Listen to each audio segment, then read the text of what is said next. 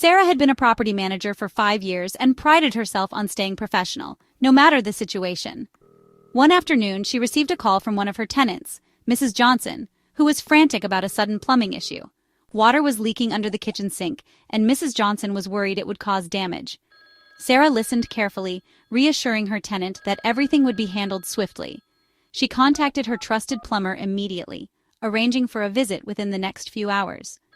Instead of leaving it there, Sarah called Mrs. Johnson back, updating her on the progress and letting her know when to expect the plumber.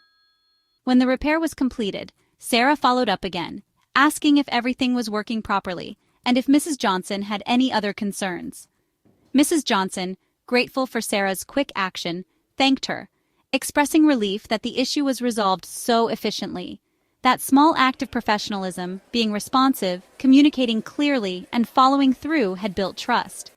Mrs. Johnson said she appreciated being heard and respected, and Sarah knew that maintaining this standard was key to successful property management.